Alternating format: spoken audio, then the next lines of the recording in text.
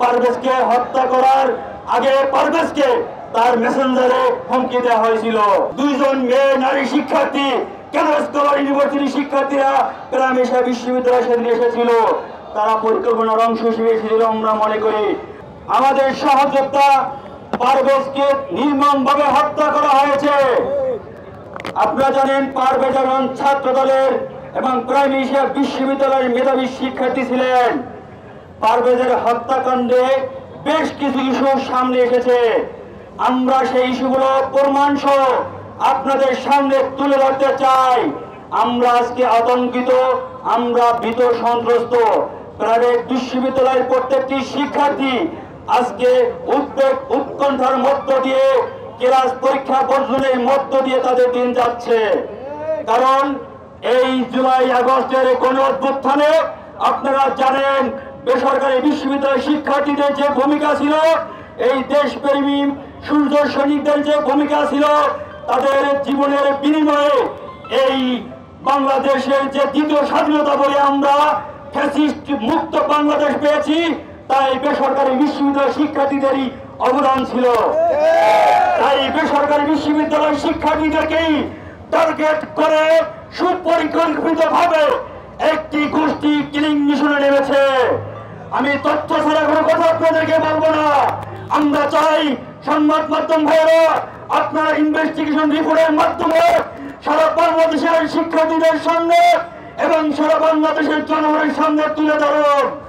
আপনারা জানেন 2024 সালের ডিসেম্বর মাসের 12 তারিখ একই দিন দুটি হত্যাকাণ্ড হয়েছিল। একজন AIUB American international university of বাংলাদেশের শিক্ষার্থী এবং ইস্ট ওয়েস্ট বিশ্ববিদ্যালয়ের শিক্ষার্থী।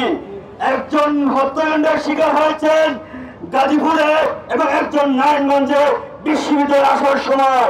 বলা হয়েছিল তাকে ছিনতাইকারীরা হত্যা করেছে, কিন্তু এরপর আর কোনো তদন্ত হয়নি। আজও আমরা জানতে পারিনি কেন এই দুজন শিক্ষার্থীকে হত্যা করা হয়েছিল। এবং আজকে আমরা যে উদ্দেশ্যে সেখানে এসেছি, শহীদ পারভেজকেও হত্যা করা হয়েছে একই উদ্দেশ্যে। এই বেসরকারি বিশ্ববিদ্যালয় দেশপ্রেমিক শিক্ষার্থীদেরকে একটি মহল তাদের রাজনৈতিক উদ্দেশ্যে বেসরকারি বিশ্ববিদ্যালয়কে নিয়ন্ত্রণে নেওয়ার জন্য সুপরিকল্পিতভাবে এই কিলিং মিশন চালানো হচ্ছে। আজকে বেসরকারি বিশ্ববিদ্যালয় শিক্ষার্থীরা কেন এত জীবন দিয়েছে সেটি গবেষণার বিষয়ে দাঁড়িয়েছে এবং উদ্দেশ্য প্রণীত ক্ষমতা যারা পিছন দরজা দিয়ে ষড়যন্ত্রের মাধ্যমে আসতে চায়, তারা এই বিশ্ববিদ্যালয়গুলোকে নিয়ন্ত্রণে নেওয়ার জন্য এবং শিক্ষার্থীরা যাতে প্রাইভেট বিশ্ববিদ্যালয় শিক্ষার্থীরা যাতে রাজনীতিকে সচেতন হতে না পারে, তাই রাজনীতিকে দূরে রাখার জন্য ছাত্রদলকে মেধাশূন্য করার জন্যই সুপরিকল্পনার অংশ হিসেবেই পারভেজকে হত্যা করা হয়েছে। আপনারা জানেন পারভেজকে হত্যা করার আগে পারভেজকে তার মেসেঞ্জারে হুমকি দেওয়া হয়েছিল। তাহলে কারা হুমকি দিয়েছিল? এবং দুইজন মেয়ে নারী শিক্ষার্থী কেন স্কলার ইউনিভার্সিটি শিক্ষার্থীরা গ্রামীণ বিশ্ববিদ্যালয়ে সেদিন এসেছিল, তারা পরিকল্পনার অংশ হিসেবে এসেছিল আমরা মনে করি। আপনারা ভিডিও দেখলে বুঝতে পারবেন যে পারভেজের আশপাশ দিয়ে ওই মেয়ে শিক্ষার্থী দুজন যাচ্ছিল, পারভেজ তাদের দিকে তাকাননি। তারা একটি মব সৃষ্টি করার জন্য এসেছিল বলে আমি মনে করি। For more updates, follow us on Facebook, subscribe our YouTube channel, get the latest update on www.daily-sun.com.